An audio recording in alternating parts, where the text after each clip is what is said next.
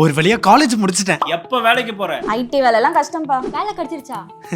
எனக்கு இந்த கவலையே இல்லை, ஏன்னா நான் SLA இன்ஸ்டிடியூட் ஜாயின் பண்ணியிருக்கேன். ஜஸ்ட் 4 months ட்ரைனிங் கம்ப்ளீட் பண்ணதும் என்னோட ஐடி கேரியருக்கு நான் ரெடி ஆயிடுவேன். SLA Institute, right way to IT job. Contact 8870767784.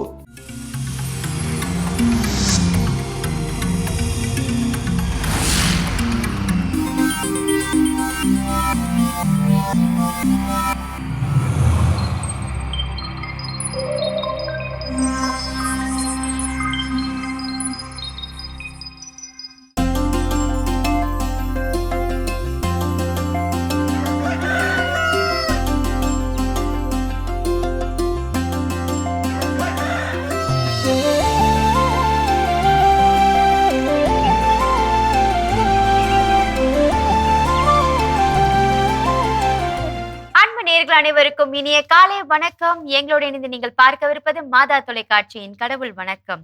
வணக்கம் ஜோஸ். வணக்கம் மேம், எப்படி இருக்கீங்க? நல்லா இருக்கேன், நீங்க எப்படி இருக்கீங்க? ரொம்ப ரொம்ப ரொம்ப மகிழ்ச்சியா சிறப்பா இருக்கிறேன். ஸோ இன்னைக்கான கதை நேரம் என்ன அப்படின்னா, ஒரு கழுகு கூட்டுல இருந்து கழுகுடைய முட்டை இருக்கு இல்லையா, அந்த முட்டை என்ன பண்ணிருச்சு, எப்படியோ மிஸ் ஆகி உருண்டு உருண்டு அங்க கூட்டுல இருந்து கீழே வந்து விழுந்து ஒரு கோழி கூட்டுல போய் என்ன ஆயிடுச்சு, தஞ்சம் அடைஞ்சிருச்சு, மாட்டிக்கிச்சு. இப்போ அந்த நேரத்துல கோழி என்ன பண்ணிருக்குது, முட்டையிட்டு இருக்குது. அப்போ முட்டையிட்டப்போ அந்த கோழி முட்டையை அடகாக்கின்ற பொழுது அதோட சேர்ந்து அந்த கழுகு முட்டையை என்ன பண்ணிருச்சு, அடகாக்க தொடங்கிருச்சு. எல்லாமே குஞ்சு பொறிச்சு உள்ள இருந்து என்ன ஆகுதுன்னா வெளியே வருது, எல்லா உயிர்களும் புதிய உயிர்கள். அப்போ இந்த கழுகுக்கு தான் கழுகு என்பதே என்ன தெரியல. நம்மளும் ஒரு கோழி போல அப்படின்னு நினைச்சுக்கிட்டு இந்த கோழி எப்படி குப்பையை கிளறி அங்க இருக்கக்கூடிய புழுக்களை, அங்க இருக்கக்கூடிய உணவுகளை தேடி தேடி அது ஒண்ணுங்கிறதோ, அது போல இந்த கழுகு என்ன பண்ணுது, சாப்பிடுது.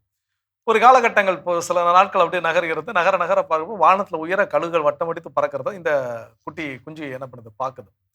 பார்த்த உடனே இது கேட்குது கோழிகிட்ட போய், நானும் அதே மாதிரி பறக்க முடியுமா அப்படின்னு. அது சொல்லிச்சா, சேச்சா அதெல்லாம் முடியாது, நம்ம எல்லாம் கோழி, அதனால நம்மளால என்ன பறக்க முடியாது அப்படின்ட்டு. இதுவும் அதை முழுசா நம்பிருச்சு. கடைசி வரைக்கும் அதெல்லாம் என்ன பண்ண முடியும், உயிரை பறக்கவே முடியல. ஸோ இப்போ இது போல நாமளும் சில நேரங்கள்ல யாரோ ஒருத்தவங்க சொல்றதை நம்பி எங்கோ ஒரு சூழல்ல இருப்பதனால நமக்குடைய ஆற்றல் இவ்வளவுதான், நம்மளுடைய வலிமை இவ்வளவுதான், நாமளே என்ன பண்ணிக்கிறோம், நம்மள நினைச்சுக்கிறோம், குறைத்து எடை போட்டு கொண்டு நம்மளுடைய உண்மையான வீரியத்தன்மை என்னங்கிறத நம்ம என்ன பண்ணிடுறோம், மறந்துடுறோம். ஸோ அதை நம்ம தவறை செய்யாமல் பார்த்துக் கொள்ள வேண்டும். இந்த சிந்தனையோடு நாளை தொடங்கலாம். இப்போ ஆலிதேசன் பார்க்கலாம்.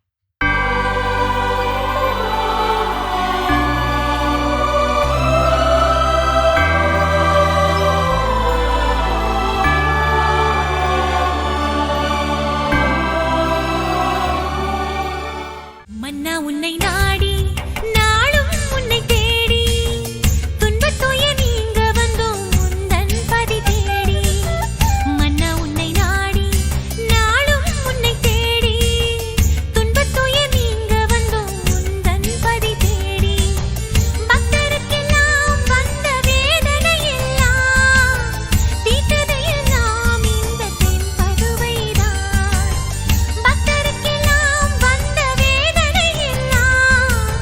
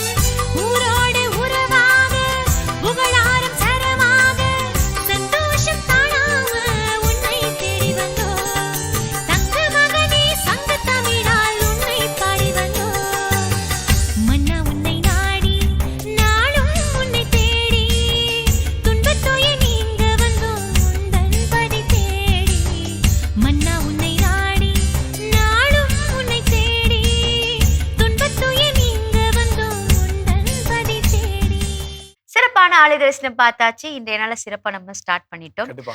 கதையில கேட்ட மாதிரி தான் இன்னைக்கு டாபிக் இருக்க போதா? இல்ல, இன்னைக்கான சிந்தனை என்ன அப்படின்னா கொஞ்சம் வேற. கொஞ்சம் குதர்க்கமான ஒரு சிந்தனையும் கூட. அதாவது நல்ல கனி தரக்கூடிய கெட்ட மரமும் இல்லை, கெட்ட கனி தரக்கூடிய நல்ல நல்ல மரமும் மரமும் இல்லை இல்லை. அப்படின்னு சொல்லியிருக்கோம். நமக்கு படிச்சிருக்கிறோம். ஆனா நல்லதை நிறைய செஞ்சுக்கிட்டே இருந்தோம் அப்படின்னா அதுவும் ஒரு ஆபத்தான கெட்டதுதான். ஒன்று கண்டிப்பா. அப்படின்னு இன்னைக்கு என்ன ஏன்னா சில பண்ண பேருக்கு அது பிடிக்காது இல்ல. பிடிக்காது. அதுல நிறைய நிறைய உட்பிரிவுகள் எல்லாம் இருக்குது. அதான் நீங்க என்ன பண்ண போறோம், தெரிஞ்சுக்க போறோம். ஆனா நமக்கு அழகான தமிழ் ஒரு பழமொழி என்ன சொல்லியிருப்பாங்க, அளவுக்கு மீறினால் அமுதமும் அமிர்தமும் நஞ்சு. நஞ்சு. அப்போ நல்ல விஷயம் கூட நிறைய அளவுக்கு அதிகமா செஞ்சோம் அப்படின்னா அதுவும் ஆபத்தாக போய் முடியும். அது என்னென்ன ஆபத்துகளை ஏற்படுத்தும், அது என்னென்ன நல்ல விஷயங்கள், அதான் தெரிஞ்சுக்க போறோம். அப்போ முதல் விஷயம், உதவி செய்யறது எப்பவுமே நல்ல நல்ல விஷயம். விஷயம். உதவி செய்ய வேண்டும். ஹெல்பிங் டூ மச் அப்படின்னு ஒண்ணு இருக்கு பாத்தீங்களா, அதிகப்படியா உட்காந்து உதவி செஞ்சுக்கிட்டே இருக்கிறது. இது எந்த மாதிரியான ஆபத்தை ஏற்படுத்தும் அப்படின்னா, பெற்றுக்கொள்ளக்கூடிய நிலையில இருப்பவர்களுக்கு அவர்களுடைய பொறுப்புகளை ஏற்றுக்கொள்ள ஒரு ஒரு ரெஸ்பான்சிபிலிட்டி சோம்பேறித்தனமா ஆயிடும். நமக்கு சோம்பேறித்தனம் யாரோ correct. உதவி செய்யறாங்கப்பா, அதை நம்ம பெற்றுட்டு நம்ம இப்படியே இருந்துடலாம்ப்பா அப்படின்னு தோணும். அப்படியே இருக்கும். அந்த நிலையில இருந்து அவங்களை மாற்றிக்கொள்ள என்ன பண்ண கண்டிப்பா மாட்டாங்க, நினைக்க விரும்ப மாட்டாங்க. மாட்டாங்க. ஒரு ரெஸ்பான்சிபிலிட்டி எடுத்துக்க என்ன பண்ண மாட்டாங்க, விரும்ப மாட்டாங்க. அவங்களால சுதந்திரமாக நம்ம நம்ம நம்ம இஷ்டம் போல இருக்கணும் அப்படிங்கிற ஒரு எண்ணமே வராது. யாரோ எனக்கு சோறு கொடுத்துட்டே இருக்க, 3 வேளையும் கொடுக்குறாங்க, கண்டிப்பா நான் 3 வேளை என்ன பண்றேன், சாப்பிடுறேன். சாப்பிட்டுட்டே இருக்கிறேன். அப்போ helping too much is also என்ன அப்படின்னு பாத்தீங்கன்னா ஒரு மிகப்பெரிய ஆபத்தை நமக்கு ஏற்படுத்தும். கொடுக்கும். சோ அதை நம்ம வந்து கற்றுக்கொள்ள வேண்டும். தொடர்ந்து பேசலாம். இப்ப அடுத்த பகுதியை பார்க்கலாம்.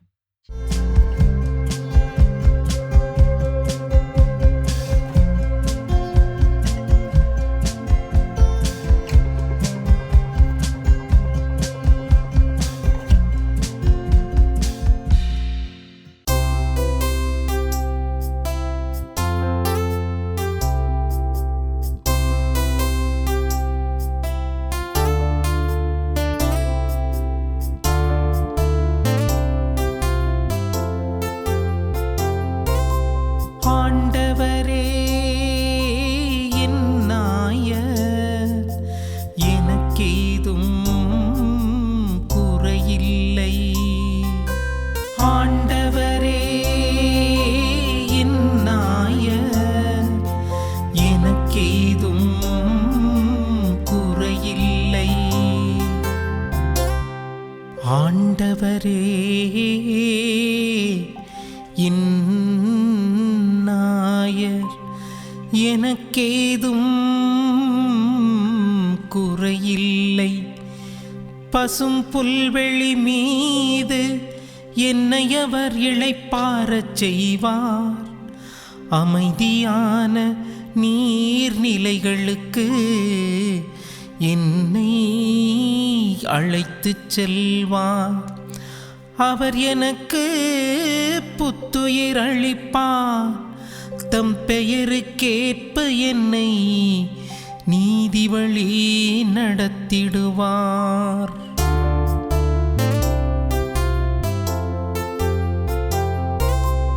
ஆண்டவரே என் நாயர், எனக்கேதும் குறையில்லை.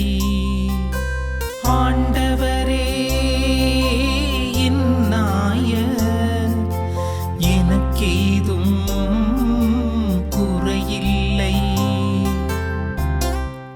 என்றும் வாழும் ஆண்டவர் இயேசுவில் வாழுகின்ற சகோதரர்களே, சகோதரிகளே, உங்கள் எல்லாருக்கும் மகிழ்ச்சி நிறைந்த காலை வணக்கங்கள்.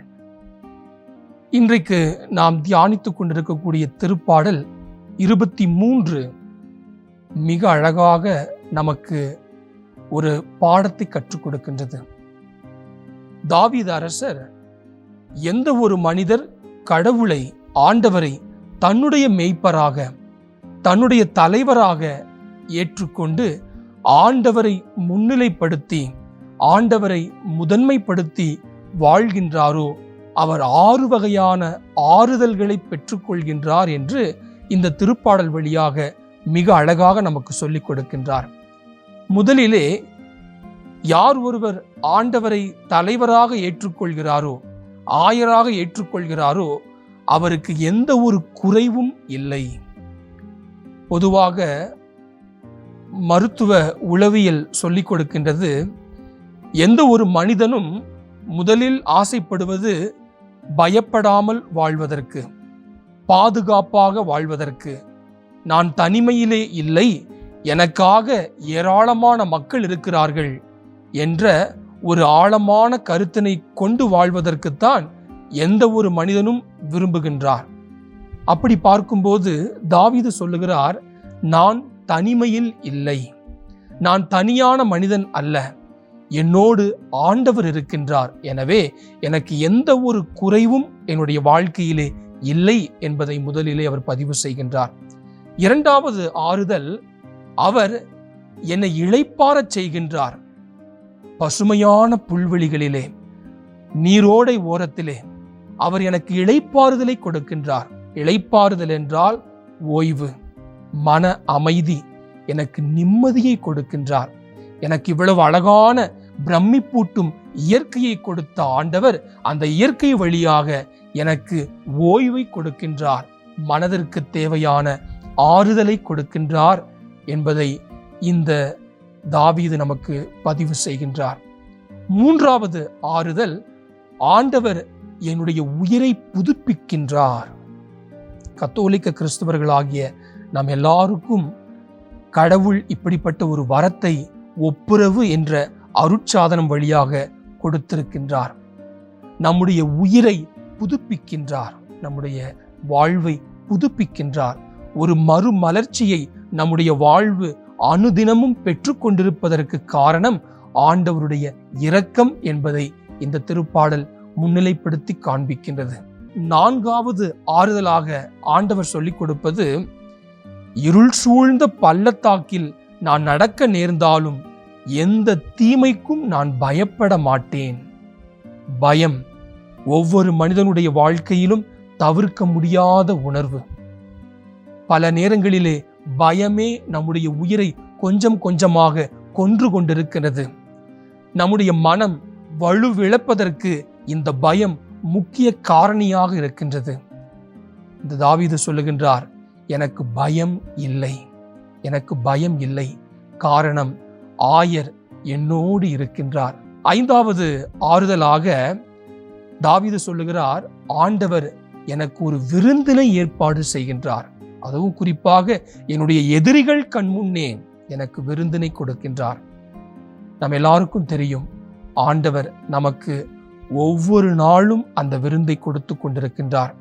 நற்கருணை வடிவிலே தன்னுடைய உடலாலும் தன்னுடைய இரத்தத்தாலும் நம்முடைய ஆன்மாவுக்கு மட்டுமல்ல, நம்முடைய உடலுக்கும் ஆண்டவர் பலத்தை கொடுத்து கொண்டிருக்கின்றார். அன்புக்குரிய சகோதர சகோதரிகளே, கடைசியாக தாவீது பதிவு செய்கிறார், ஆண்டவரை என்னுடைய ஆயராக நான் கொண்டிருப்பதால் என்னுடைய எதிர்காலத்திலும் நான் மகிழ்ச்சியோடு வாழ்வேன், மகிழ்ச்சியோடு வாழ்வேன். என் வாழ்நாளெல்லாம் இந்த நலன்களை ஆண்டவர் எனக்கு கொடுப்பார் என்ற நம்பிக்கை எனக்கு இருக்கிறது என்பதை தாவீது பதிவு செய்கின்றார். அன்புக்குரிய சகோதர சகோதரிகளே, நேர்மறையாக வாழ்வை பார்க்கக்கூடிய மனப்பக்குவத்தை தாவீது பெற்றிருக்கின்றார்.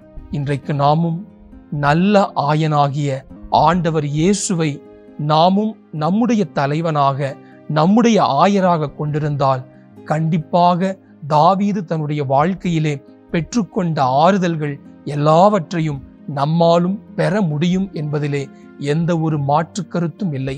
இப்படிப்பட்ட மனநிலையோடு வானக தந்தையை நோக்கி ஜெபிப்போம். அன்பு தந்தை இறைவா, நல்ல ஆயனாகிய ஆண்டவர் இயேசுவை எங்கள் ஒவ்வொருவருக்கும் தலைவராக கொடுத்திருக்கின்றீர். நன்றி சொல்லுகின்றோம். தாவீது அன்றைக்கு பெற்றுக்கொண்ட ஆறுதல்களை எங்களுடைய வாழ்க்கையிலும் நாங்கள் சுவைக்க, நாங்கள் தனி மனிதர்கள் அல்ல, எங்களோடு ஆண்டவர் பயணிக்கின்றார். எங்களுக்கு தேவையான உணவையும் மன பலத்தையும் ஆண்டவர் கொடுக்கின்றார் என்ற அசைக்க முடியாத நேர்மறை உள்ளத்தோடு வாழ எங்களுக்கு சக்தியை தாரும். இந்த மன்றாட்டுக்களை எல்லாம் எங்கள் ஆண்டவராகிய கிறிஸ்து வழியாக உம்மை நோக்கி ஜெபிக்கிறோம். எங்கள் ஜெபம் கேளும் நல்ல தந்தையே, ஆமேன். அருமையான தினம் ஒரு திருப்பாடல் பகுதி பார்த்துட்டோம். அதோட இன்னைக்கு நம்ம பேசிட்டு இருக்கிறோம், நாம செய்யக்கூடிய நல்ல செயல்கள் அளவுக்கு அதிகமாக அதை தொடர்ந்து செய்கின்ற பொழுது அது ஆபத்துக்களை விளைவிக்கும். அது என்னென்ன செயல், அதுல என்ன நம்ம மாற்றம் காண வேண்டும் அப்படிங்கிறத பேசிட்டு இருக்கிறோம். அடுத்ததா என்ன சொல்றாங்க? அடுத்தது என்ன சொல்றாங்கன்னா, எல்லா நேரத்திலயும் குழந்தைகள நம்ம வந்து புரொடெக்ட் பண்ணிட்டே இருப்போம் பார்த்தீங்களா? அது கீழ விழுறதுக்கு முன்னாடி அத போய் டப்புன்னு தூக்கிடுவோம். அப்படி நம்ம பண்ணும்பொழுது, நாளடைவுல அந்த குழந்தைங்களுக்கு என்ன ஆகும்னா, நம்ம ஏதோ தனியா ஒரு காட்டுக்குள்ள விட்டா கூட நம்மள காப்பாத்த யாராவது வரமாட்டாங்களா? அப்படின்ற ஒரு நிர்கதியான சூழலை அந்த குழந்தைகள் வந்து சந்திக்க நேரிடும். கண்டிப்பா. அதனால அவங்க விழுந்தாதான் அதுல என்ன எப்படி இருக்கும். எழ வேண்டும் அப்படிங்கிறது கண்டிப்பா. இப்ப அவங்களுக்கு நம்ம தெரியும். சுட்டுக்கோன்னு சொன்னா, அவங்க வந்து அத வந்து ட்ரை பண்ணி பார்த்தாதான் அது சுடுமா இல்லையான்றது அவங்களுக்கு தெரியும். சுட்டதுக்கு அப்புறம் தான் ஆமா. அடுத்து போக போக மாட்டாங்க. மாட்டாங்க. சோ அது மாரி நம்ம செய்ய விடணும். அப்பதான் அவங்க வந்து அதுல நெறைய கத்துப்பாங்க. கண்டிப்பா ப்ரொடெக்டிங் ரொம்ப ரொம்ப நல்லது. ஆனா ஆமா. ஓவர் ப்ரொடெக்டிங் எதுக்கு எடுத்தாலும் அவங்களை பாதுகாப்பது. என் குழந்தை சைக்கிள் பழகணும்னு எனக்கு ஆசைங்க. ஓகே, சைக்கிள் ஓட்ட சொல்லி தரீங்க. கண்டிப்பா. அது கண்டிப்பாக கீழ விழுந்து கீழ எழுந்திருந்து விழுந்தாதான் கத்துக்க கத்துக்க முடியும். முடியும். கீழ விழுகின்ற பொழுதுதான் எப்படி என்ன தவறு செஞ்சா அந்த தவறை என்ன திருத்திக் கொள்ள வேண்டும். ஆமா. அது கீழ விழாமலே நம்ம சொல்லி கொடுத்துட்டோம் ஓகே அப்படின்னா, என்னைக்குமே கீழ விழாம இருக்கும் அப்படின்னு நம்மளால என்ன உறுதிப்பட சொல்ல சொல்ல முடியாது. முடியாது. கீழ விழாம கத்துக்கலாம் ஓகே. ஆனா கீழ விழக்கூடிய சூழல் வருகின்ற பொழுது எப்படி எழுந்திருக்க வேண்டும்ங்கிற விஷயம் அவங்களுக்கு தெரியாமலே போயிடும். போயிடும். கடைசி வரைக்கும் பிறரை சார்ந்திருக்கக்கூடிய ஒரு நிலை யாராவது என்ன தூக்கி பண்ணும்? விட வரமாட்டாங்களா? அப்படிதான் உட்கார்ந்துட்டு இருக்கும். இருப்பாங்க. ஒருத்தரை தேடிக்கிட்டே இருப்பாங்க இருப்போம். கடைசி வரைக்கும். சோ அப்போ ஓவர் ப்ரொடெக்டிங் ஆல்சோ ஆபத்தானது. ஆபத்தானது. கற்றுக்கொள்வோம். கண்டிப்பா. தொடர்ந்து பேசலாம். இப்ப அடுத்த பகுதியை பார்க்கலாம்.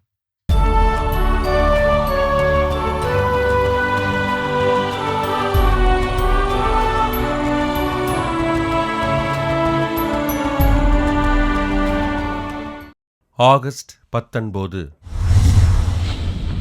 புனித யோவான் யூதேஸ். பிரான்ஸ் நாட்டில் நார்மண்டி பகுதியில் வாழ்ந்த இறை பக்தி நிறைந்த குடும்பத்தில் கிபி 1601 ஆண்டு நவம்பர் 14 நாள் பிறந்தார் யோவான் யூதேஸ். தன் 14வது வயதில் இறை அழைப்பினை உணர்ந்த இவர் கிபி 1623 ஆண்டு பிரெஞ்சு ஆரட்டரி என்னும் துறவற சபையில் சேர்ந்து கிபி 1625 ஆண்டு டிசம்பர் 20 நாள் அருட்குருவானார். சிறந்த மறையுரையாளரான இவர் பாலியல் தொழில் செய்து பாதிக்கப்பட்ட பெண்களுக்கு ஆண்டவரை அறிவித்து அவர்களின் நல் வாழ்விற்காக பாடுபட்டார். கிபி 1641 ஆண்டு பெண்களுக்காக நல்லாயன் கன்னியர் சபையினை உருவாக்கிய அருட்தந்தை யூதேஸ் அச்சபையின் மூலம் பெண்களின் முன்னேற்றத்திற்கான பணிகளை செய்தார். சிறப்பான மறைப்பணியாற்ற வேண்டுமென்றால் குருக்களுக்கு சிறந்த பயிற்சிகள் வழங்கப்பட வேண்டும் என்று கூறிய யூதேஸ் கிபி 1643 ஆண்டு மார்ச் 25 நாள் இயேசு மற்றும் மரியா துறவற சபையினை தொடங்கி குருக்களுக்கு சிறந்த பயிற்சிகள் அளித்தார்.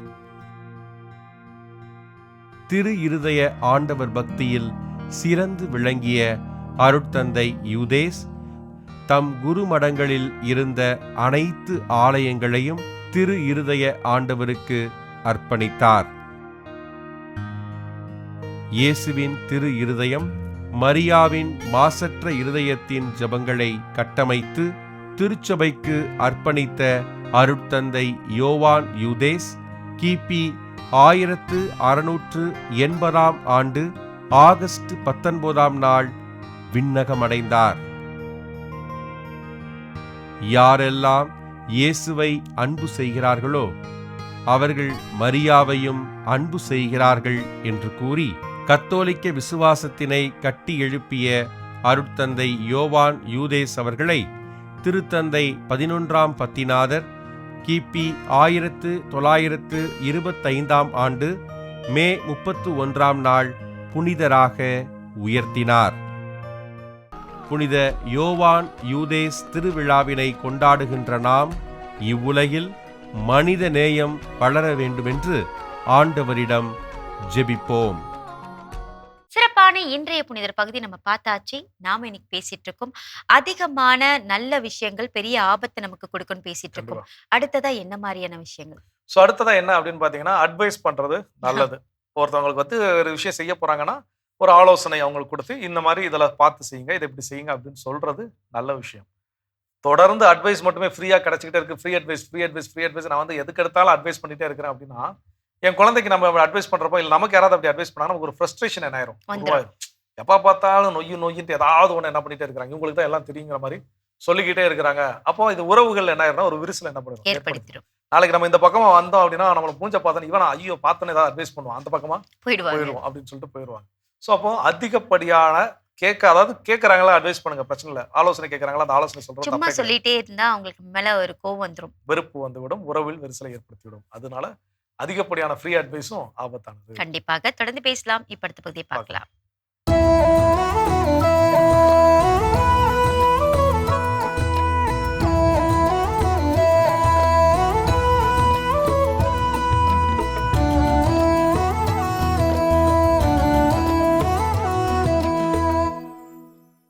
ஏஜெண்டிக் ஏஐக்களும் வேலை ஏஜெண்டுகளும் எப்படி கதை?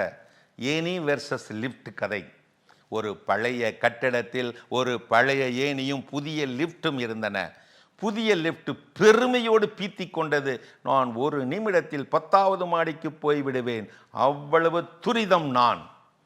ஏணி அமைதியாக அதை கேட்டுக்கொண்டது. என்ன நீ பேச மாட்டேங்கிற? சொல்லு, நான் ஹீரோவா நீ ஹீரோவா? லிஃப்ட் இப்படி கேட்க சிரித்துக்கொண்டே ஏணி சொன்னது, சந்தேகம் என்ன, நீதான் ஹீரோ மின்சாரம் இருக்கும் வரை. சொல்லி வாய் மூடவில்லை, மின்தடை ஏற்பட்டு விட்டது. அறிவிப்பு அற்ற மின்தடை ஏற்பட்டு விட்டது. அந்தோ பரிதாபம், லிஃப்ட் நின்று விட்டது. மாட்டிக்கொண்ட மக்கள் பரபரப்புடன் பரிதவித்தார்கள். எமர்ஜென்சியாக ஏணியை தேடி ஓடினார்கள். செமமரியாதையாக அந்த ஏணியை மிகவும் பொத்துனாப்புல கொண்டு வந்து வைத்தார்கள் ஹீரோ லிஃப்டிடம். சாரா ஏணி சர்வசாதாரணமாக சொன்னது, வேகமோ துரிதமோ நல்லதுதான், ஆனால் அது சார்பு துரிதமாக இருக்க வேண்டும், இல்லாவிட்டால் இப்படி துயரம்தான். ஆம் கதை சொந்தங்களே, சார்புள்ள இயங்கியலே தங்கு தடையின்றி சாதிக்கும். தொழில்நுட்பம் உயர்த்தலாம், ஆனால் தொடர்ந்து கற்றுக்கொள்ளும் திறமையே ஒருவரை நிலைநிறுத்தும். ஏஜெண்டிக் ஏஐ வந்த பிறகு நேற்று வரை சாட்ஜிபிடியிடம் ஐடியா கேட்டோம். இன்று ஏஜெண்டிக் ஏஐ தானே முடிவெடுத்து தானே வேலையை செய்து முடிக்கிறது, உனக்காக, உன் மூளையாக. மென்பொருள் நிறுவனத்தின் மேலாளர் நாற்காலியில் இப்போது மனிதர்கள் யாரும் இருக்கிறதில்லை. எல்லாவற்றையும் கண்காணிப்பது ஒரு தன்னாட்சி அல்காரிதம் என்னும் அட்டானமஸ் சிஸ்டம் தான். மின்னஞ்சல் அனுப்புவது முதல் பட்ஜெட் போடுவது வரை அதுவே செய்து கொள்கிறது.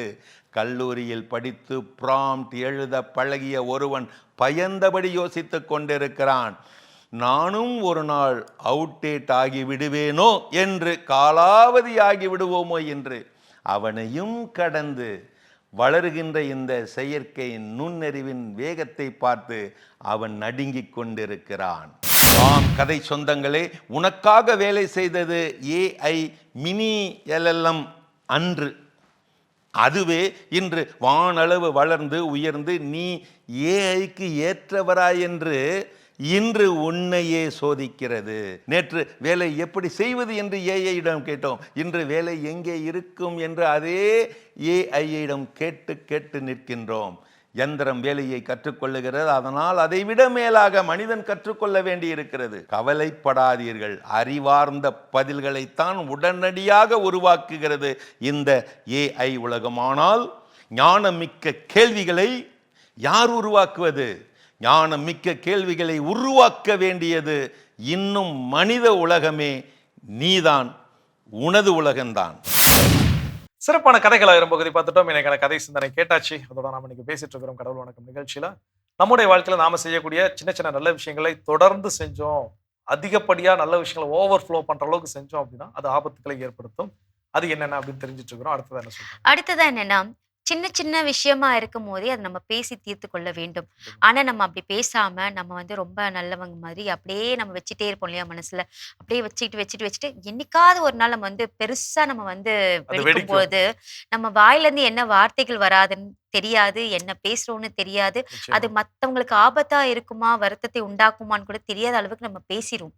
சோ அதனால சின்னதா இருக்கும் போதே அதை பேசிக்கொள்ள வேண்டும். நிச்சயமா இந்த முரண்கள் எழுகின்ற பொழுது இதை கேட்டா சண்டை வரும், அப்ப நான் சண்டையை அவாய்ட் பண்றேன், சண்டைலாம் எங்களுக்குள்ள வேண்டாம், நாங்க சண்டையே போட மாட்டோம் அப்படின்னு சொல்வதற்காக இந்த முரண்களை உள்ளுக்குள்ளே என்ன பண்றோம், முடக்கி வைத்து வச்சுக்கிறோம். விடுகிறோம். சண்டை போடக்கூடாது, அது நல்ல விஷயம் அப்படின்னு நினைச்சு. ஆனா சின்ன சின்ன முரண்களை சண்டை போட்டு அப்பவே சரி பண்ணிட்டோம்னா அது பெரிய சண்டையா மாறாது. மாறவே மாறாது. அப்போ சின்ன சின்ன கான்ஃப்ளிக்ட், சின்ன சின்ன விஷயங்கள், முரண்கள் எழுகின்ற பொழுது அதை அப்பவே தீர்த்து விட வேண்டும். இல்ல இதை தீர்க்க மாட்டேன், இது பிரச்சனை ஏற்படுத்தும் நினைச்சு நான் ஒதுங்கி போனேன்னா அது பெரிய பிரச்சனைகளை ஏற்படுத்தும், அது ஆபத்தானது. கண்டிப்பாக. கற்றுக்கொள்ளும் இன்னும் வேற என்ன விஷயம் இருக்குங்கிறத தொடர்ந்து அதுக்கு பேசுவோம். முன்னாடி ஒரு பிரேக் போயிட்டு வருவோம்.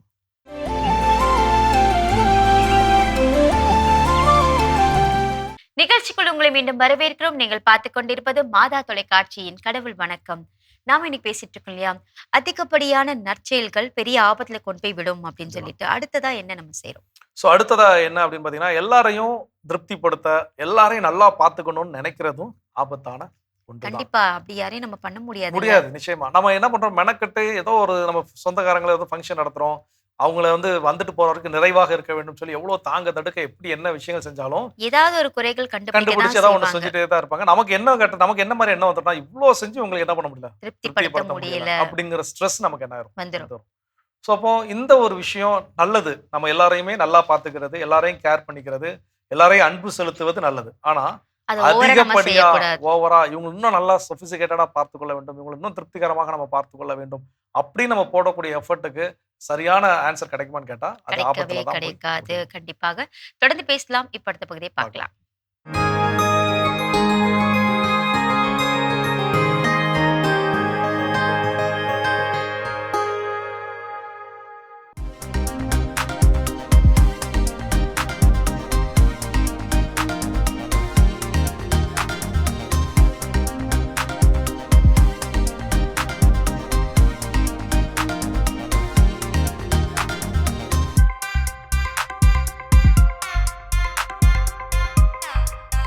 ஸோ நிறைய பேர் வந்து என்கிட்ட கேட்குறாங்க, டாக்டர் எனக்கு ஒரு பக்கம் மூக்கு ரொம்ப நாளாக அடைச்சிருக்கு, அடிக்கடி தலைவலி வருது, சைனஸ் ப்ராப்ளம் இருக்குது, சம்டைம்ஸ் படுத்தாலே கொரட்டை வருது, மூக்கு எப்போவுமே அடைச்ச மாதிரியே இருக்குது டாக்டர் அப்படின்னு நிறைய பேர் வந்து கேட்குறாங்க.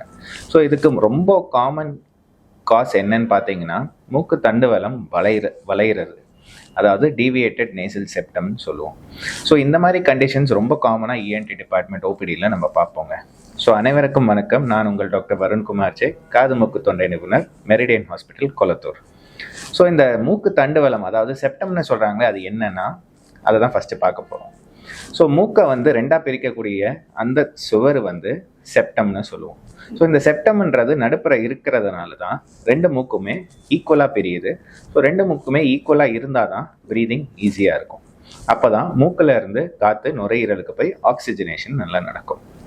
சில பேருக்கு இது பிறக்கும் போதே வளைஞ்சு இருந்தாலோ, இல்லை வளரும் போது இந்த செப்டமானது ஒரு பக்கமாக வளைஞ்சிருந்தாலோ, இல்லை சில பேர் ஸ்போர்ட்ஸ் விளையாடுவாங்க, அதாவது பேஸ்கெட் பால் இல்லை ஃபுட்பால் இல்லை பாக்ஸிங், இந்த மாதிரி பண்ணும்போது இந்த தண்டுவலத்துக்கு மேலே ட்ராமா ஆகும்போது ஒரு பக்கமாக வளைஞ்சிருங்க. ஸோ இந்த மாதிரி வளைஞ்ச தண்டுவலத்தினால அவங்களுக்கு என்ன பிரச்சனை வரும்? ஸோ ஒரு பக்கம் வளையும் போது இன்னொரு பக்கம் ஜாஸ்தி ஸ்பேஸ் கிரியேட் ஆகும், வளைஞ்ச பக்கத்தில் கம்மி ஸ்பேஸ் இருக்கும். ஸோ அதனால் என்ன ஆகும்னா, இந்த கம்மி ஸ்பேஸில் காற்று போகும்போது அவங்களுக்கு மூக்கு அடைப்பு ஏற்படும். ஸோ ஒரு மனுஷனுக்கு வந்து நேசல் சைக்கிள்னு ஒன்று இருக்குது. அதாவது ஒரு பக்கம் மூக்கு வேலை செய்யும் போது அடுத்த பக்கம் மூக்கு வந்து அதோட வேலையை நிப்பாட்டிட்டு அப்ஸ்ட்ரக்ட் ஆகிடும். ஸோ எவ்ரி 4 hours ஒரு மூக்கு தான் வேலை செய்யும். இப்போ இந்த மூக்கு வேலை செய்யுதுன்னா இது ரெஸ்ட் எடுக்கும், இது வேலை செய்யும் போது இது ரெஸ்ட் எடுக்கும். ஸோ அப்போ பார்த்தீங்கன்னா மூக்கு தண்டுவலம் சென்டராக இருக்கும் போது இந்த சைக்கிள் உங்களுக்கு சரியாக உங்களுக்கு தெரியாது, அது பாட்டு நடந்து போயிட்டு இருக்கும், உங்களுக்கு மூக்கு அடைப்பு எதுவும் தெரியாது. சில பேருக்கு மூக்கு தண்டுவலம் வளையிறதுனால இந்த பக்கம் ஃபங்க்ஷன் எடுக்கும்போது மூக்கு அடைப்பு ஏற்படும். எவ்ரி 4 hours இப்படி சுவாசிக்க ஆரம்பிச்சிருவாங்க. ஸோ இதுதான் டீவியேட்டட் நேசல் செப்டம். ஸோ இது இருந்தாலே எல்லாருக்கும் சர்ஜரி பண்ணணுமானா இல்லைங்க. ஸோ சில பேருக்கு வந்து இந்த டீவியேட்டட் செப்டம் அவங்களுக்கு தெரியாமையே இருக்கும். ஏன்னா இது கிராஜுவலாக டெவலப் ஆகிறனால பேஷண்ட்ஸுக்கு சிம்டம்ஸ் இல்லாமையே இருக்கும். பட் சில பேருக்கு இந்த டீவியேட்டட் செப்டம்னால மூக்கடைப்பு ஏற்படும், மூக்கு அடைக்கும். ரெண்டாவது, அடிக்கடி தலைவலி, சைனஸ் இன்ஃபெக்ஷன், சின்ன கோல்டு வந்தாலே தலைவலி வந்து இந்த கன்னத்து எலும்பெல்லாம் வலிக்க ஆரம்பிச்சிடும். இந்த மாதிரி சைனசைட்டிஸ் ரெக்கரண்ட்டாக வரலாம். சில பேர் நைட்டு தூங்கும் போது இந்த மூக்கடைப்பு ஏற்படுறதுனால கொரட்டை விட ஆரம்பிச்சிருவாங்க. அலர்ஜி இருக்குது அப்படின்னா இந்த டீவியேட்டட் செப்டம்னால சதை வளரக்கூட பாசிபிலிட்டிஸ் இருக்குது. ஸோ இந்த மாதிரி மக்களுக்கு கண்டிப்பாக சர்ஜரி ஒரு ஆப்ஷனாக இருக்கும். இந்த மாதிரி யாருக்காவது இருக்குன்னா இந்த வீடியோவை ஷேர் பண்ணுங்கள். நன்றி, வணக்கம். அருமையான நலம் தரும் நேரம் பகுதி பார்த்துட்டோம். அதோட இன்னைக்கு நம்ம பேசிட்டு இருக்கிறோம் கடவுள் வணக்கம் நிகழ்ச்சியில. நம்ம வாழ்க்கையில செய்யக்கூடிய நல்லது தான். ஆனால் அதிகப்படியான நல்லது, ரொம்ப டூ மச்சா நம்ம என்ன பண்றோம், நல்ல விஷயங்களை செஞ்சுக்கிட்டே இருக்கிறோம்னா அது ஆபத்துகளை விளைவிக்கும் அப்படின்னு தெரிஞ்சுக்கிட்டு இருக்கிறோம். அது அடுத்ததா என்ன சொல்றாங்கன்னா, இப்ப நம்ம கிட்ட இருக்கிறதெல்லாம் கொடுத்துட்டே இருப்போம், கொடுத்து ஜெனரஸா இருப்போம். சோ அது என்ன ஆகுதுன்னா, நாளடைவுல நாம கொடுத்து நம்ம கிட்ட இல்லாம போற நேரத்துல யாரும் நமக்கு உதவி செய்ய மாட்டாங்க. சோ அதுவுமே நமக்கு ஒரு ஆபத்தா முடிய சூழ்நிலை கூட இருக்கும். கண்டிப்பா கொடுக்கிறது தவறு கிடையாது, ஆனால் எப்படி என அறிந்து நாம் கொடுக்க வேண்டும். 2 நிகழ்வுகள். ஒரு முறை நான் ஏற்கனவே சொல்லிருப்பேன் நினைக்கிறேன். ஒரு பாட்டி அம்மா ஒரு சாப்பாடு கேட்டுச்சு, வாங்கி கொடுத்தேன். வாங்கி கொடுத்து சரியான திட்டிட்டு போச்சு. அவங்க கிட்ட சாப்பாடு கேட்டேனா அப்படி சாப்பாடு கேட்டனாங்க, அது என்கிட்ட கேட்ட மாதிரி இன்னொருத்தவங்ககிட்ட கேட்டிருக்குது. அவங்க இன்னொருத்தவங்க என்ன பண்ணிருக்காங்க, வாங்கி தரேன்னு சொல்லிட்டு விட்டுட்டு போயிருக்காங்க. கடைசி அந்த ஆளு நினைச்சு என்ன பண்ணிருச்சு, நம்மள லெஃப்ட் அண்ட் ரைட் போட்டு பழட்டு எடுத்துருச்சு. இப்போ அதுக்கப்புறம் திரும்பவும் அந்த பாட்டி இன்னொரு முறையும் பார்க்க வாய்ப்பு கிடைச்சிச்சு வெகு அண்மையில. அன்னைக்கு சாப்பாடு கேட்டுச்சு. அந்த பாட்டிட்டு நான் கேட்கவே செஞ்சுட்டேன். பாட்டி எனக்கு இப்படிதான் வாங்கி கொடுத்துட்டு உங்ககிட்ட நான் திட்டு வாங்கினேன், ஞாபகம் இருக்குதா அப்படின்னு. அன்னைக்கு அதுக்கும் திட்டுது. நீ எனக்கு யாரும் தெரியாது, நான் இன்னைக்கு தான் கேட்கறேன், நான் இப்பெல்லாம் கேட்கவே மாட்டேன் அப்படி இப்படின்ட்டு பயங்கரமா அன்னைக்கு நான் எதுக்கடா வாயை வச்சுட்டு நம்ம சும்மா இருந்துட்டு போயிருக்கலாமே. அப்புறம் ஒரு நாள் நைட்டு இரவுல ஒரு நண்பர் ஒருத்தவங்க ஃப்ரெண்ட் ஒருத்தவங்க ஃபோன் பண்ணாங்க. யூஸ்வலாக நைட் யாருமே நான் 10 மணி 11 மணிக்கெலாம் என்ன பண்ண மாட்டாங்க, யாருக்கும் கால் பண்ண மாட்டாங்க. அன்னைக்கு கால் திடீர்னு வந்துட்டு இருந்தேன். என்னடா என்ன விஷயம் அப்படின்னா, ரொம்ப எமர்ஜென்சி, இந்த மாதிரி கொஞ்சம் அமௌண்ட் வேணும். ஏன் என்னாச்சு, நீ அப்படி எதுவும் கேட்ட ஆளே இல்லையே, ஏன் என்ன பிரச்சனை அப்படின்னு கேட்குறப்போ, யாரோ ஒருத்தவங்களுக்கு வாங்கி கொடுத்தது அவங்களால அதை செட்டில் பண்ண முடியல. இப்போ இவர் என்ன பண்ணிட்டார், அதில் பிணை கைதியா மாட்டிக்கிட்டார்.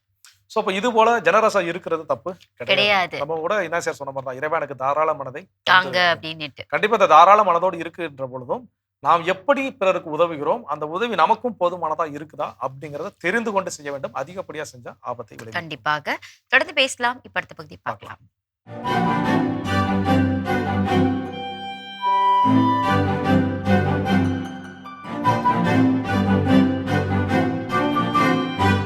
அன்பிற்கினிய மாதா தொலைக்காட்சி சுவஞ்சர்களே, தமிழ் மணக்கும் அன்பு நெஞ்சங்களே, வணக்கம். திரிகடுகத்தில் இணைந்திருக்கும் உங்கள் ஒவ்வொருவருக்கும் நன்றியின் வாழ்த்துகள். இன்று மீண்டும் திரிகடுகம் எண் 63 நாம் இருக்கின்றோம். இன்று 2ஆம் கருத்தினை பார்க்கவிருக்கின்றோம்.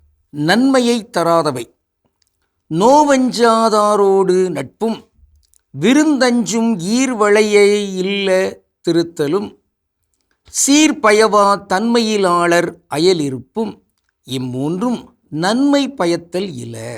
திரிகடுகம் 63. ஆக நோய், அஞ்சுதற்குரியவை, இவற்றிற்கு அஞ்சாது இருக்கின்ற ஒருவர் அவரோடு கொள்கிற நட்பு இருக்கிறதே, அது பயன் தராதது. அதோடு இங்கு வீட்டில் இருக்கின்ற இல்லாள், இல்லத் தலைவி, வீட்டுக்கு வருகின்ற விருந்தினர்களை கவனிப்பதில் அஞ்சுகிறவராக இருக்கிறார் என்றால் அவரும் பயன் தர இயலாதவர். 3ஆவதாக சிறப்பு தன்மையுடைய வீடுகள் என்று இல்லாமல் அதற்கு எதிராக இருக்கின்றவர்கள் இருக்கிறார்களே, அவர்களுடன் வாழ்கின்ற அந்த வாழ்க்கையும் பயன் தராதது. இன்று 2ஆம் கருத்தினை நாம் பார்க்கிறோம். இல்லாள் அங்கு விருந்தோம்பல் செய்வதில் மகிழ்ச்சி காணுகிறவராக இருக்க வேண்டும். வந்துட்டீங்களோ, சொல்லிட்டு வந்திருக்கலாம்ல, எத்தனை நாள் இருக்க போகிறீங்க என்கின்ற இவை எல்லாமே வருகிற விருந்தினரை அப்படியே வாடச் செய்துவிடும். இதைத்தான் வள்ளுவர் ஒரு குறளில் இவ்வாறு பதிவு செய்கிறார். மோப்ப குழையும் அனிச்சம் முகந்திரிந்து நோக்க குழையும் விருந்து என்பார். அனிச்ச மலர் அல்லது அனிச்ச செடி இருக்கிறதே, அதை நாம் முகர்ந்து விட்டாலே போதும், அது அப்படியே வாடிவிடும், அப்படியே சுருங்கிவிடும். அதை போன்றுதான் முகந்திரிந்து நோக்க வந்திருக்கிற விருந்தினர்களை பார்க்கின்ற அந்த பார்வையே அவர்களை வாட்டி வதைத்து விடக்கூடாது. இங்கு புன்முறுவல், புன்னகை, மகிழ்ச்சி, திறந்த மனம், தியாகம், உதவுதல், விருந்தோம்பல் செய்தல் என்கிற அந்த எண்ணங்களெல்லாம் இயல்பாக பொங்கி வழிய வேண்டும். அப்படி அல்லாமல் அவர்கள் வருகின்ற அந்த வருகையே எதிர்க்கின்ற, விரும்பா தன்மையை உணர்த்துகின்ற தன்மையில் அவர்களுடைய முகம் இருந்தால் அப்படியே அவர்கள் சோர்ந்து போய்விடுவார்கள். அது அந்த நேரத்தில் சோர்வடைகிற விருந்தினருக்கு அது ஏதோ ஒரு வகையான துன்பம். ஆனால் அப்படி சோர்வுறச் செய்கிறவர்கள் இருக்கிறார்களே, அந்த இல்லத்தார், அந்த இல்லத்தரசி, அவருக்கு எக்காலத்துக்குமே நோய் தான், துன்பம்தான். அந்த துன்பத்தை இந்த செயலின் மூலமாக வரவழைத்து விடக்கூடாது. அந்த காலத்திலே ஒரு பாடல் உண்டு. அது இந்த சம்சாரம் என்றால் வாழ்க்கை, அந்த வாழ்க்கை எப்படிப்பட்டதாக இருக்க வேண்டும் என்பதற்கு இப்படி ஒரு சில வரிகளை அந்த பாவலர் பதிவு செய்திருக்கிறார். உறவோடு உண்ண வேண்டும், ஊரோடு வாழ வேண்டும், உறவோடு உண்ண வேண்டும், ஊரோடு வாழ வேண்டும், பெரியோரை கணிய வேண்டும், சிறியோரை காக்க வேண்டும், பெரியோரை கணிய வேண்டும், சிறியோரை காக்க வேண்டும், சம்சாரம் சம்சாரம் சகல தர்மசாரம், ஜீவனாதாரம் சாரம் சம்சாரம். இப்படி போகும். அது தமிழில் அந்த சம்சாரம் சாரம்லாம் வாழ்க்கை என்பது என்ன? அது இங்கே உறவோடு சேர்ந்து உண்ண வேண்டும், விருந்தோம்பல் செய்ய வேண்டும், ஊரோடு சேர்ந்து வாழ வேண்டும், ஊர் கூடி தேர் இழுத்தல் என்று சொல்கிறாங்க பாருங்க. பெரியோரை மதிக்க வேண்டும், அன்பு செய்ய வேண்டும், சிறியோரை காக்க வேண்டும், பாதுகாக்க வேண்டும். இவை எல்லாம் தான் வாழ்க்கை, இவை எல்லாம் தான் சம்சாரம் வாழ்க்கை என்று. அப்படிப்பட்ட அந்த வாழ்க்கை நடத்துகிற இல்லத்தலைவி வருகிற விருந்தினரை முகம் கோணச் செய்கிறார் என்றால் அது முறையல்ல. அப்படிப்பட்ட ஒரு இல்லத்தலைவியாக இல்லத்தில் இருப்பது என்பது அது நன்மை தராது. இன்று நாம் பார்க்கின்ற ஒரு தனித்தமிழ் சொல் இல்லம். இல்லம் என்றால் என்ன? வீடு, மனை என்பதாக இருக்கிறது. ஆங்கிலத்தில் ஹவுஸ் என்கிறார்கள் அல்லது ஹோம் என்கிறார்கள். சமஸ்கிருதத்திலே பவனம் என்கிறார்கள். ரெஜி பவனம் என்று ஒவ்வொரு வீட்டுக்கும் ஒரு பெயரை இடுவதும் ஒரு வழக்கமாக இங்கே இருக்கிறது. ஆனால் அகம், இல்லம், எழிலகம் என்கின்ற இத்தகைய தன்மையில் நாம் தமிழ் தன்மைக்கு வர வேண்டும். ஆக இன்று நாம் பார்க்கின்ற இந்த செய்தி இருக்கிறதே, இல்லத்தில் இருக்கிற, இல்லத்தை ஆளுகிற அந்த இல்லத்தரசி அவர்கள் வருகிற விருந்தினர்களை முகம் கோண ஒரு அனிச்சம் பூ போன்று நாண வாட வைத்து விடக்கூடாது. அவர்கள் இயல்பான முறையில் விருந்தோம்பல் செய்கிறவராக இருக்க வேண்டும். அது தமிழ் பண்பு என்பதை உணர்ந்தவர்களாக எல்லாருமே விருந்தோம்பல் உயர்ந்திருக்க வேண்டும். மிகச்சிறப்பாக இல்லத்தரசிகள், அதிலும் சிறப்பாக கணவருடைய உறவுகள் வருகின்ற பொழுது அந்த விருந்தோம்பல் உயர்ந்திருக்க வேண்டும் என்கிற அந்த உறுதிப்பாடுகளை எல்லாரும் ஏற்றுக்கொள்ள துணை செய்வோம்.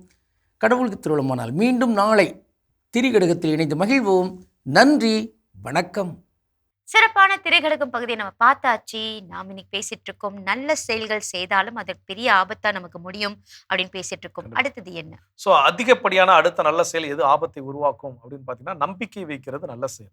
ஆனா குருட்டுத்தனமான ஒரு நம்பிக்கை அப்படின்னு ஒன்று சொல்றோம் இல்லையா, அது பெரிய ஆபத்துல கொண்டு போய் நம்மளை விடும். கண்மூடித்தனமான நம்பிக்கை, எதுக்கு எடுத்தாலும் ஒருத்தரை நம்புறது, அவங்க என்ன சொன்னாங்க என்னன்னாலும் அவங்க அப்படி நின்னா நடந்தா எல்லாத்தையும் நான் கண்மூடித்தனமாக நான் நம்புகிறேன் அப்படின்னா நிச்சயமாக அது ஆபத்துகளை என்ன பண்ணும், உருவாக்கும். ஸோ அப்ப நம்புறது தப்பு இல்லை, கண்மூடித்தனமாக நம்புவது தப்பு. கண்டிப்பாக அப்படி செய்யாமல் இருக்க கற்றுக்கொள்ள வேண்டும். தொடர்ந்து பேசலாம். இப்ப அடுத்த பகுதியை பார்க்கலாம்.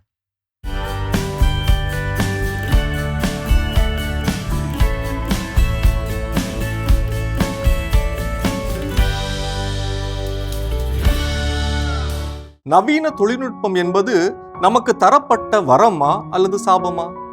டிஜிட்டல் திரைகளின் நீல ஒளியிலிருந்து நமது மூளையை பாதுகாத்து மீண்டும் ஆழமான உறக்கத்தையும் ஆரோக்கியத்தையும் பெறுவது எப்படி? ஆயிரக்கணக்கான ஆண்டுகளாக நமது உடல் பழகிய இயற்கை சுழற்சியை, பயாலஜிக்கல் கிளாக் என்று சொல்லப்படுவதை ஒரு சிறு ஸ்மார்ட் போன் திரை சிதைக்க முடியுமா?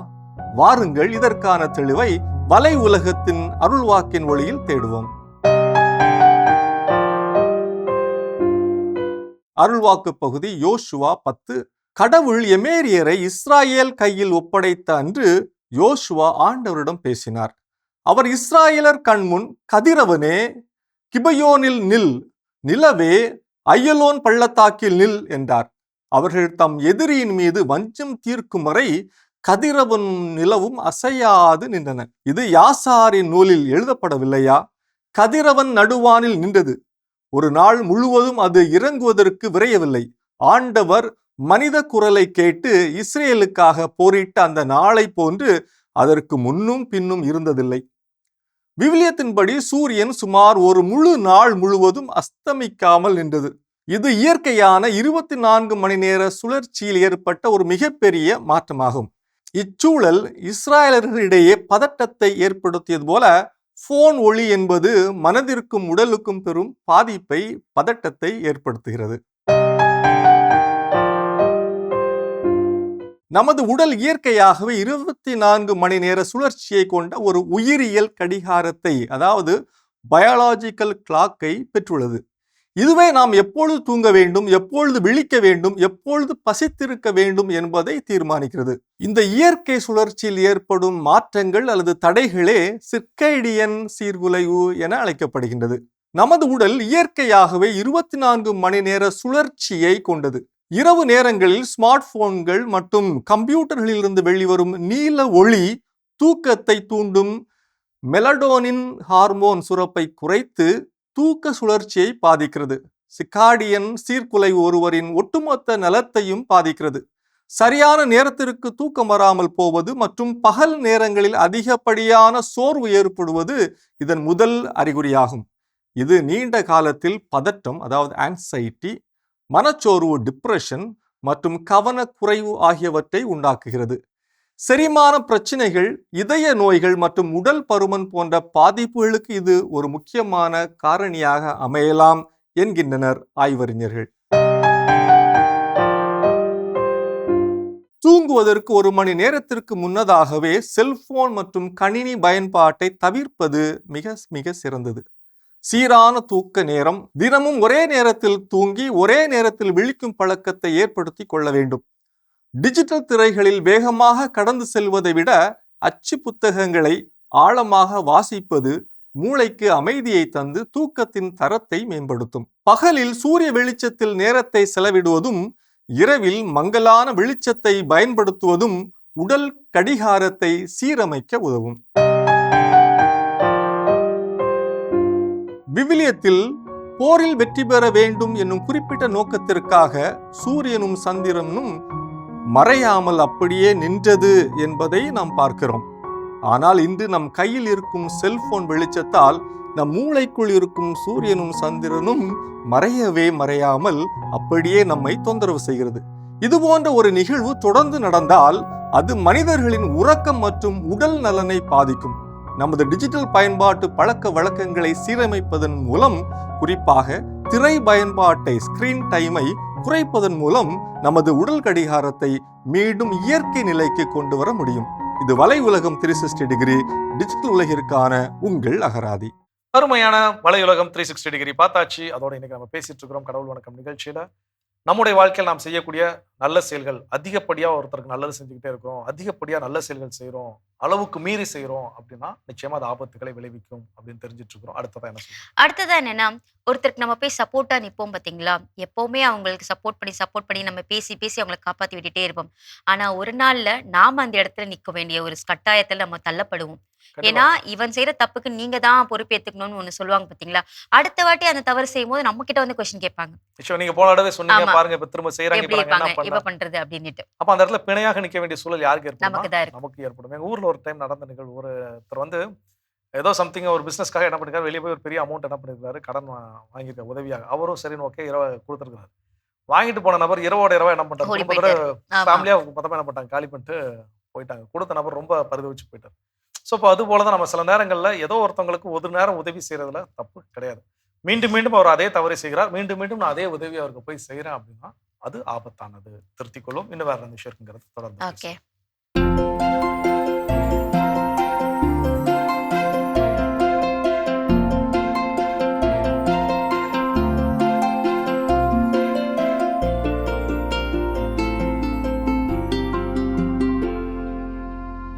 அனைவருக்கும் வணக்கம். இந்த பருவநிலை மாற்றத்தில் நம்மளை சுற்றி இருக்கக்கூடிய பகுதிகளை எப்படி மாற்றணும் அப்படிங்கிறத பற்றி பேசிகிட்டு இருக்கோம். முக்கியமாக வந்து வீடுகளில் என்ன பண்ணணும் அப்படின்னு பேசணும். அப்புறம் வீடுகளை தாண்டி ஊருக்கான பொதுவான குளங்கள், கால்வாய்கள் எப்படி சரி பண்ணணும், எப்படி கவனிக்கணும் அப்படிங்கிறத பற்றி பேசணும்.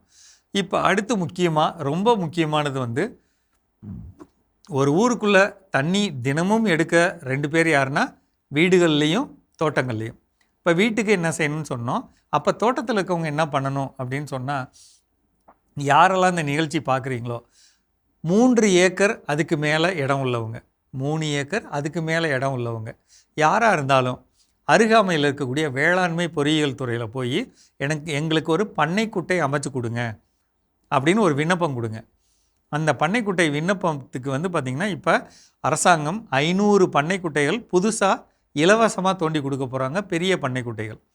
முக்கியமாக 5 ஏக்கர் அல்லது அதுக்கு மேலே இடம் உள்ளவங்க நீங்கள் தாராளமாக இந்த அமைப்பை பண்ணிக்கலாம். இது உங்களுக்காக மிகவும் முக்கியமானது. ஏன்னா ஒரு தோட்டம் பெருசாக இருக்க அங்கே கிணறு, போர் இதோட தேவை அதிகங்க. நம்ம எந்த ஒரு விவசாயம் பண்ணணும்னாலும் தண்ணீர் முக்கியம். அந்த தண்ணீர் இருக்க வைக்கிறதுக்கு போர், கிணறுக்கு மேல் பகுதியில் இந்த பண்ணைக்குட்டைகள் அமைக்கிறது முக்கியம். பண்ணைக்குட்டைன்னா என்ன?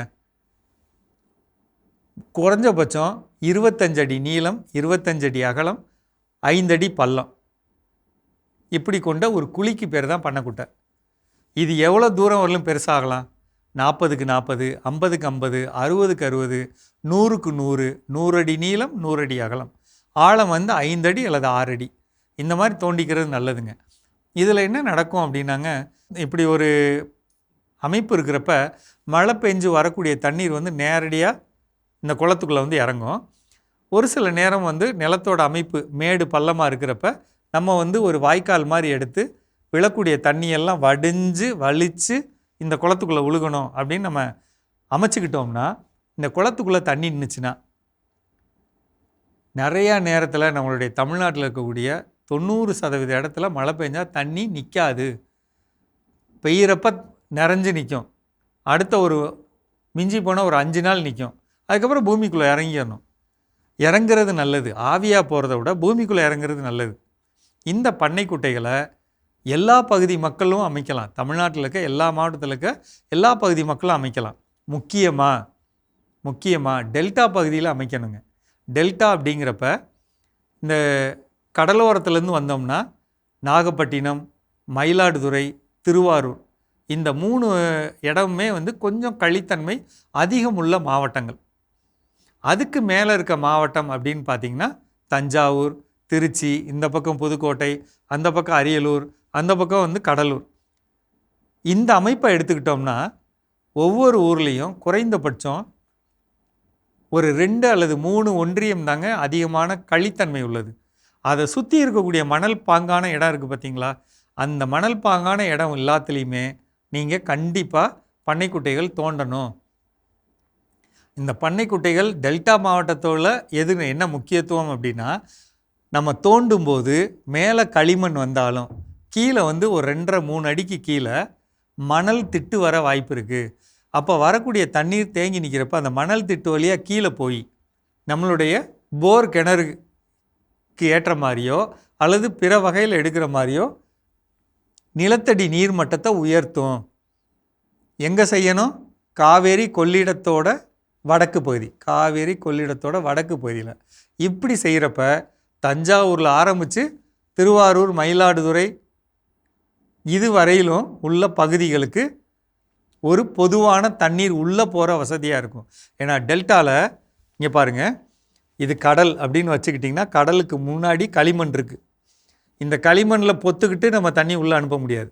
இந்த களிமண்ணை தாண்டின இடம் இருக்குது பார்த்திங்களா, இந்த களிமண்ணில் இருக்க தாண்டின இடம் வழியாக தண்ணீரை உள்ளே அனுப்பிச்சு இதை கீழே கொண்டு போய் இந்த களிமண் திட்டுக்கு கீழே கொண்டு போய் அடிக்கணும். இப்படி செஞ்சோம்னா, முந்தி காலத்தில் ஞாபகம் இருக்குங்களா, வேளாங்கண்ணியில் போய் ஹோட்டலில் தங்குறப்ப நீங்கள் கேட்டிங்கன்னா பார்க்கலாம், போர் எவ்வளோ ஆழம் போட்டிங்க அப்படின்னா 10 அடிம்பாங்க. இன்றைக்கி போய் பாருங்கள் 100 அடி வரலும் போயிட்டாங்க. மிக குறுகிய தூரத்தில் கடல்லேருந்து இருக்கிறவங்க அப்படி. அதனால் என்ன ஆகும்னா கடல் தண்ணி உள்ளே வந்துக்கிட்டே இருக்கும். அப்போ நம்ம டெல்டா மாவட்டத்தில் எங்கேருந்து தண்ணி உள்ளே நுழையணுமோ அந்த மணல் பாங்கான ஒன்றியங்களில் பண்ணைக்குட்டைகள் அமைச்சுக்கிட்டோம்னா பூமிக்கு கீழே நிலத்தடி நீர்மட்டத்தை எப்பவும் நிலையாக வச்சுக்கலாம். செஞ்சு பாருங்கள். மீண்டும் சந்திப்போம். சிறப்பான உழவும் உயரும் பகுதி நம்ம பார்த்தாச்சு. நாம் இன்னைக்கு பேசிட்டு இருக்கோம் நற்செயல்கள் நமக்கு பெரிய ஆபத்தாக கூட முடியும் அப்படின்னு சொல்லிட்டு. அடுத்ததா என்ன? ஸோ அடுத்ததா அன்பு செய்வது தவறு இல்லை. ஆனால் நாம நேசிக்கக்கூடிய ஒருத்தரை ரொம்ப கம்ஃபர்ட்டாக பார்த்துக்கணும்னு தேடி தேடி தேடி தேடி நாம் செய்யக்கூடிய அந்த செயல்கள் ஒரு நாள் நமக்கு அந்த அன்பிற்கு நம்மை அடிமையாக்கி கடைசி அவங்க அந்த அன்பை வைத்தே நம்மளை என்ன பண்ணுவாங்க, நல்லா யூஸ் பண்ணிக்கக்கூடிய ஒரு ஆபத்தை என்ன பண்ணுவோம் ஏற்படுத்தி. ஸோ அப்போ அன்பு செய்கின்ற பொழுது அதில் ஒரு அளவு கண்டிப்பாக இருக்க வேண்டும், அளவுகோல். நான் கொடுத்துக்கிட்டே மட்டும் இருக்கிறேன், எனக்கு அன்பு என்ன பண்ணலை, கிடைக்கவே இல்லை. அவங்கள நான் எவ்வளோ சொல்ல என்ன பண்ண கம்ஃபர்ட்டாக நான் பார்த்துக்கிறேன், அவங்களுக்கு என்னென்ன வேணும் நான் தேடி தேடி ஓடி ஓடி என்ன பண்ணுறேன் செய்கிறேன், ஆனால் எனக்கு அவங்க அதை பதிலுக்கு செய்யலை அப்படின்னா அந்த நேரத்தில் அதை கொடுக்கறதுல எந்த யூஸும் கிடையாது. அப்போ அவங்க நம்மளை ஏமாத்துறாங்கிறத நம்ம என்ன பண்ணணும், புரிந்து கொள்ள வேண்டும். இது இல்லை அப்படின்னா அதிகப்படியான அன்பை நான் கொடுத்துக்கொண்டே இருக்கிறேன், ஒரு நாள் அவங்க நம்மளை விட்டுட்டு போகிறப்போ அது தரக்கூடிய வழியை நம்மளால் என்ன பண்ண முடியாது, அக்செப்ட் பண்ணவே முடியாது. அந்த அளவுக்கு அது பெரிய வழி என்ன பண்ணும், ஏற்படுத்திவிடும். ஸோ அளவுக்கு அதிகமான அன்பு ஒரு முறையற்ற நபர்கிட்ட போய் சேர்ந்து அப்படின்னா அதுவும் ஆபத்தானது. சூப்பர். தொடர்ந்து பேசலாம். இப்ப அடுத்த பகுதி பார்க்கலாம்.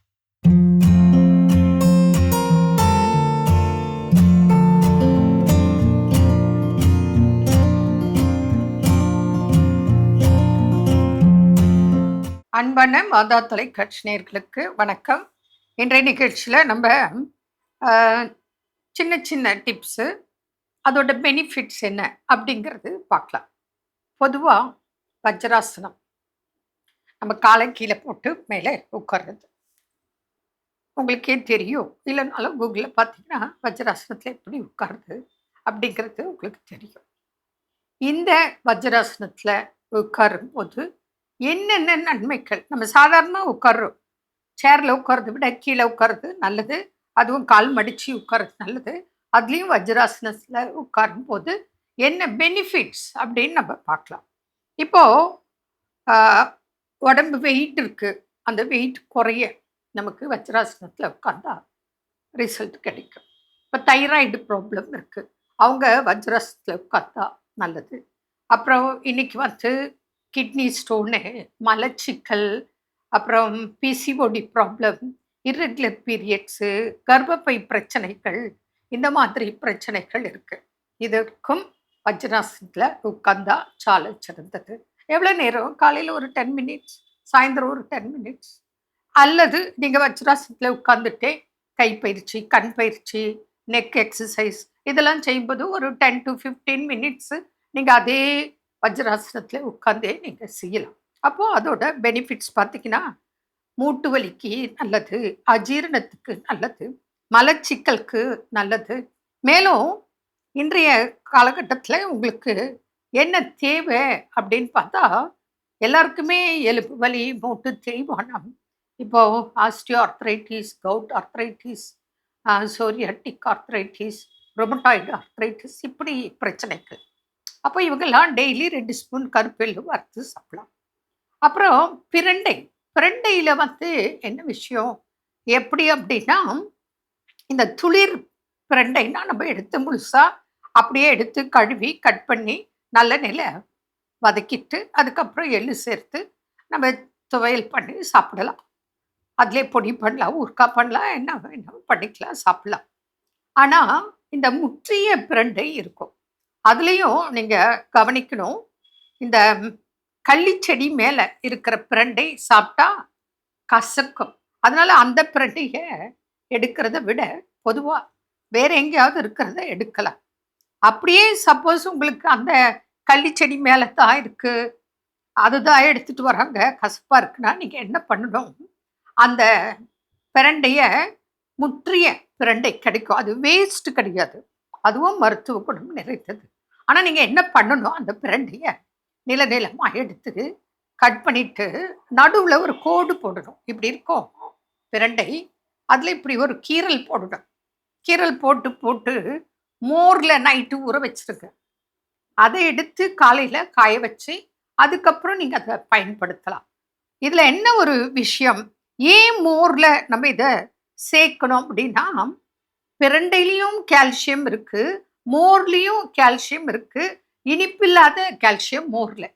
பாலில் கூட கால்சியம் இருக்குது, ஆனால் பாலில் கொஞ்சம் இனிப்பு இருக்குது. அதனால் மோரில் ஊற வைத்த பிரண்டையை சாப்பிடுவது சால சிறந்தது. சின்ன டிப்ஸு தான், நீங்கள் எப்படி வாங்க போகிறீங்க, செய்ய போகிறீங்க, சாப்பிட போகிறீங்க, ஏன் இந்த விதத்தில் செய்யக்கூடாது, அடிஷ்னல் பெனிஃபிட்ஸ் என்ன, அதைத்தான் இன்னைக்கு நம்ம முன்னோர்கள் சொல்லி கொடுத்ததை உங்களுக்கு நினைவு கூறுறோம். மேலும் நமக்கு போனுக்கு ஸ்ட்ரென்த்துக்கு என்னென்ன சாப்பிடணும் அப்படின்னு பார்க்கும்போது, இப்போ பிரண்டை, எள்ளு, கசகசா, சுண்டைக்காய் இதெல்லாம் நம்ம கண்டிப்பாக உணவில் சேர்த்துக்கிட்டோன்னு சொன்னால் இதெல்லாம் நேச்சுரல் கால்சியம் உள்ள பொருட்கள். ஆனா இன்னைக்கு நீங்க என்ன பண்றீங்க, நிறைய பேர் உங்களுக்கே தெரியும், வருடக்கணக்கில் கால்சியம் மாத்திரை சாப்பிட்றீங்க. நான் என்ன சொல்றேன், கால்சியம் மாத்திரை கெமிக்கல்.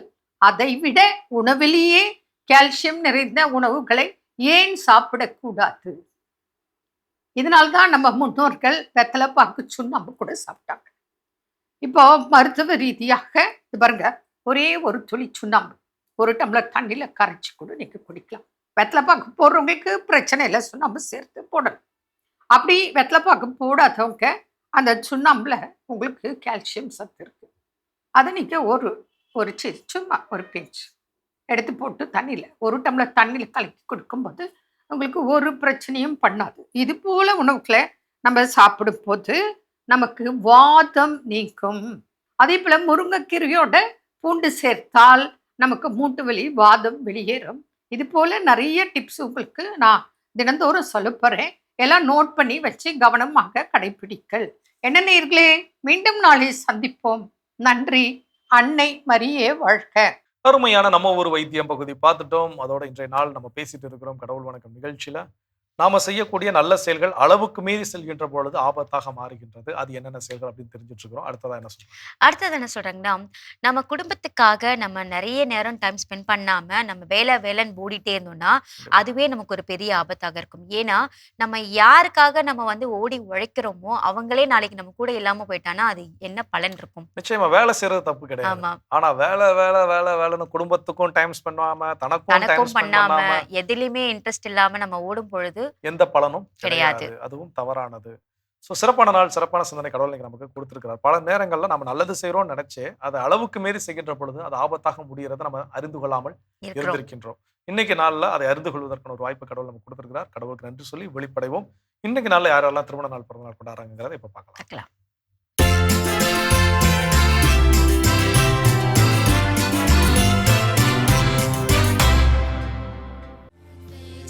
ராஜேஷ் இன்று தனது பிறந்த நாளினை கொண்டாடுகிறார். இவரை வாழ்த்துபவர்கள் மனைவி பிரசாந்தி, மகன் ஜெனித் லியாண்டர், அப்பா வின்சென்ட் பரமேஷ், அம்மா சாண்டா மேரி, தாத்தா பாட்டி, குடும்பத்தினர், உறவினர்கள் மற்றும் நண்பர்கள். சிறப்பான விழாக்குளம் பகுதி பார்த்தாச்சு. இன்றைக்கு விழாக்களை கொண்டாடுறவங்க எல்லாருக்காகவும் இறைவன் தரக்கூடிய அன்பான பரிசு திருப்பாடல் 118:24. ஆண்டவர் தோற்றுவித்த வெற்றியின் நாள் இதுவே, இன்று அக்களிப்போம் அகமகிழ்வோம் என்கிறார் ஆண்டவர். இந்த இறையாசுடன் நீங்கள் வாழ மாதா தொலைக்காட்சியின் வாழ்த்துக்களும் ஜெபங்களும். அன்பானவர்களை, அளவறிந்து நன்மைகள் செய்வோம், நலம் காண்போம் என்ற இந்த சிந்தனையோடு இன்றைய கடவுள் வணக்கம் நிகழ்ச்சியை நாங்கள் நிறைவு செய்கிறோம். இந்த நாள் இனிய நாளாக உங்க எல்லோருக்கும் அமைய மாதா தொலைக்காட்சியின் வாழ்த்துக்களும் ஜெபங்களும். மீண்டும் உங்கள் அனைவரையும் கடவுள் வணக்கம் நிகழ்ச்சியில் சந்திக்கும் வரை உங்களிடமிருந்து விடைபெறுகிறோம். இயேசுவுக்கே புகழ். மரியே வாழ்க.